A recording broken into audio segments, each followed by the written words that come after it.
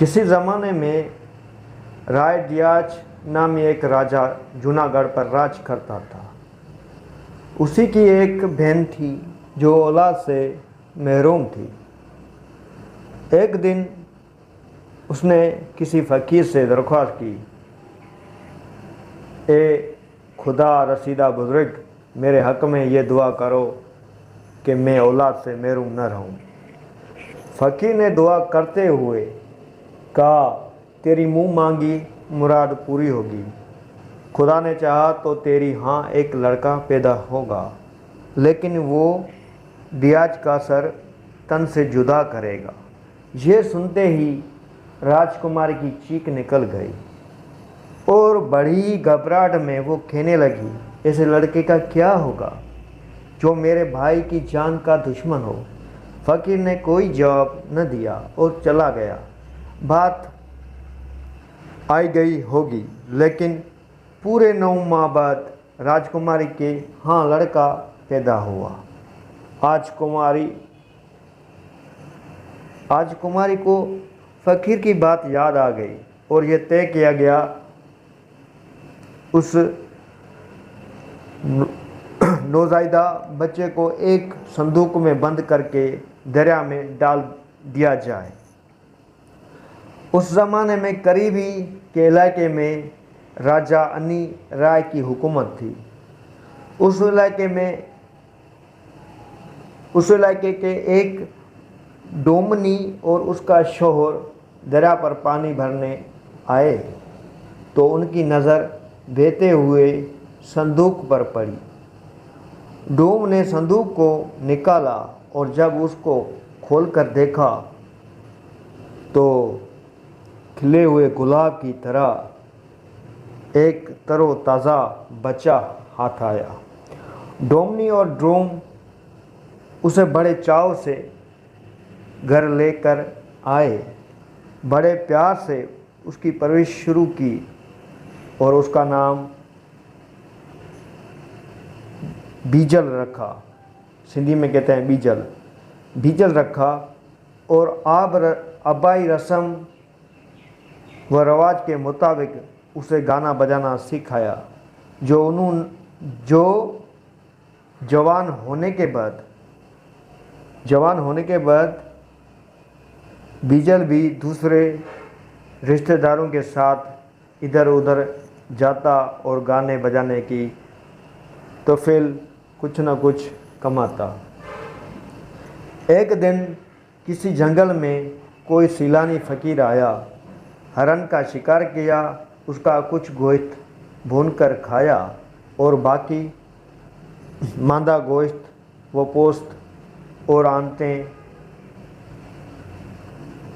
किसी तरह झाड़ियों में डालकर चला गया। न जाने उन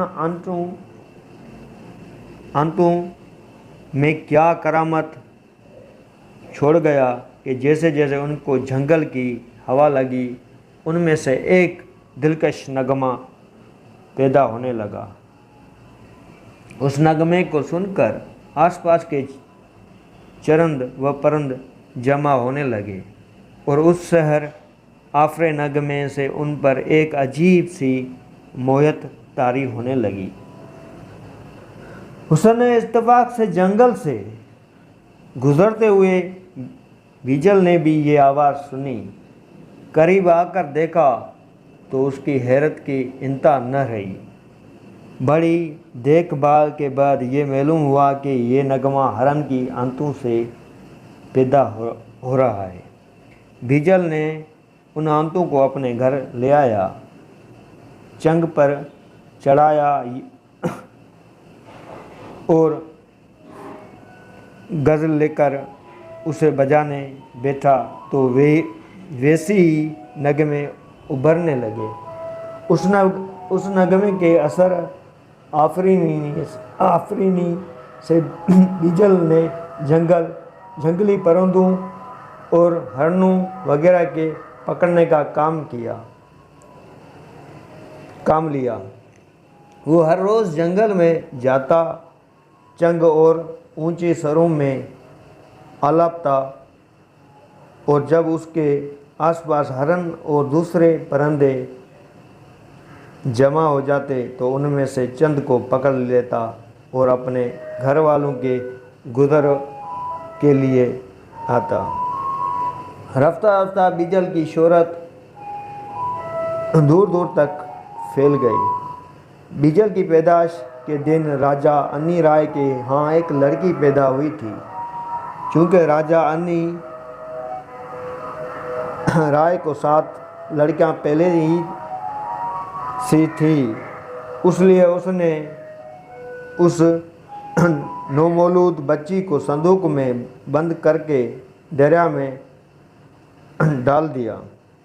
ये संदूक बहते ही बहते राय डियाज के सरहद में आ गया, जहाँ रतन नामी एक कुमारी के हाथ लगा।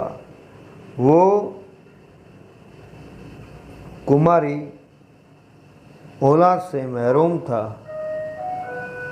वो कुमारा औलाद से महरूम था, इसलिए बड़े अरमानों से बच्ची को घर ले गया और उसकी नशोनुमा में दिलचस्पी लेने लगा। उसने उस बच्ची का नाम सोरठ रखा। रतन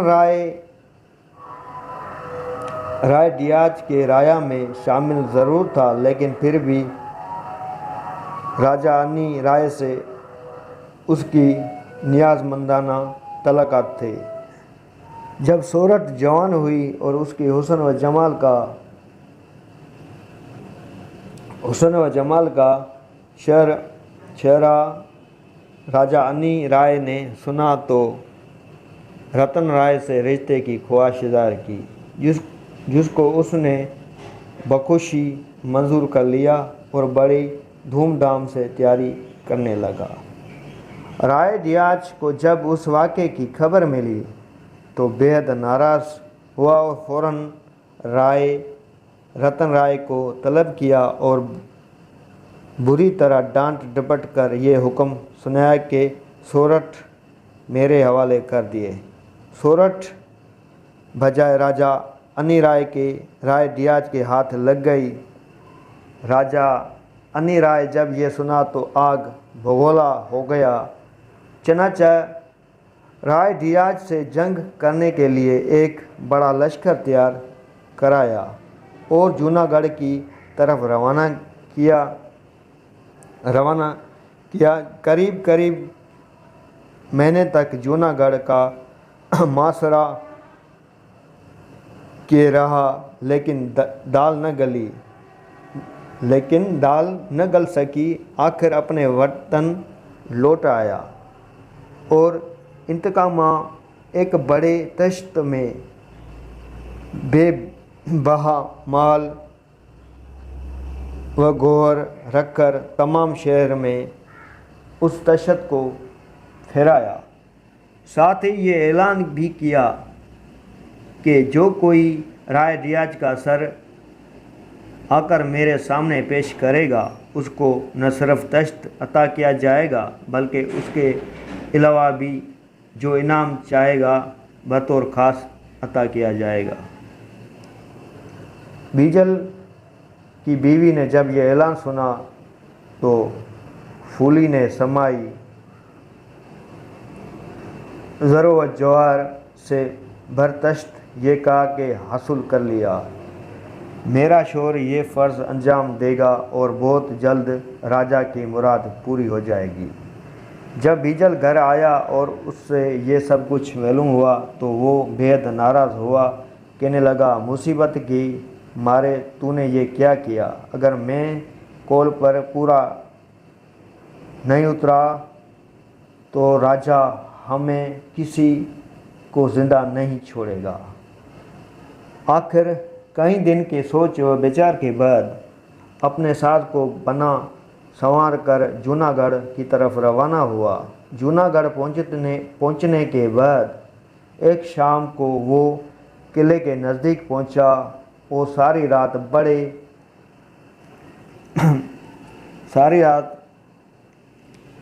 बड़े वहाना अंदाज से चंग बजाता रहा। चंग की आवाज़ राय डियाज ने रंग महल में बैठे बैठे सुनी तो बेकाबू हो गया। उसने महल के एक भलाई दरवाजे से झांक कर बीजल को मुखातिब किया और कहा, मांग जो तुझे मांगना है। बीजल ने जवाब दिया, मुझे आपके रूबरू हाजिर होकर कुछ अर्ज करना है। रंग महल के खास रास्ते से बीजल को बुलाना जरा धक तलब था। उसलिए लटकाई हुई रस्सी के जरिए उसको बुलाकर शरफ बारिया भी अता किया गया। बीजल ने हाथ जोड़कर अर्ज किया, जो कुछ मांगना चाहता हूँ वो मांग तो लूँ, लेकिन सोचता हूँ ये हूँ कि अगर वो अता न हुआ तो खामखा तेरी जो दुस्खा पर हर्फ आएगा। राजा ने जवाब दिया, तू कोई फ़िक्र न कर, मैं वादा करता हूँ कि जो कुछ तू मांगेगा तुझे फ़ौरन मिलेगा। बीजल ने देखा कि अब तो अपना काम बन गया। हाथ जोड़कर बोला, ए सखी, मैं दान में मैं तेरा सर मांगता हूँ। राजा ने मुस्कुराते हुए कहा,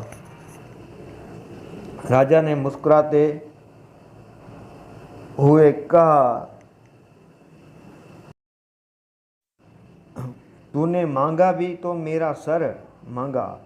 भले आदमी, उन चंद हड्डियों से तुझे क्या हासिल होगा। बीजल ने जवाब दिया, देने वाले को उससे क्या सरोकार। मैं आम भिखारियों की तरह माल व मता का तालिब नहीं हूँ।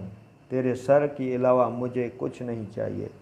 राजा ने भी बीजल की ये बात सुनकर कहा, अच्छा, अगर तेरी यही मर्जी है तो मैं बख्शुई अपना सर तेरे हवाले करता हूँ।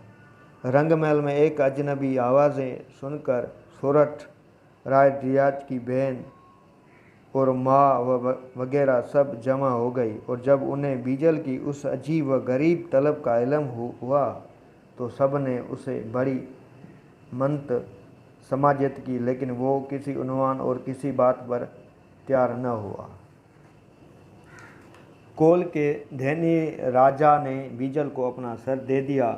जूनागढ़ में आ बका का एक हशर सा बरपा हो गया। महल के गोशे गोशे में आंसुओं का सैलाब उमड़ने लगा। बीजल का दिल दिमाग भी बेकाबू सा हो गया। उस पर बेहद अफसोस था, लेकिन अब पेशवानी बेकार थी।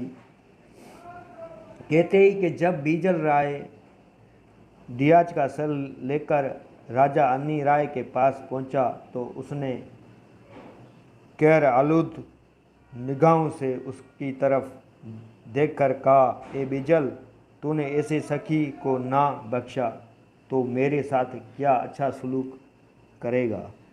आज से तू मेरे मुल्क में रहने के काबिल नहीं। बीजल गैर मतूक तौर पर राजा अन्नी राय का लेन तेन सुनकर दीवाना हो गया। वैसे ही राजा राय डियाज का सर हाथ में ले फिर जूनागढ़ की तरफ दौड़ा। जब शहर में दाखिल हुआ और महल की तरफ देखा तो हर तरफ आग की लपेट हुए शोले बुलंद हो रहे थे। मालूम हुआ कि राय डियाज की चीटी रानी सूरठ सती होने वाली है।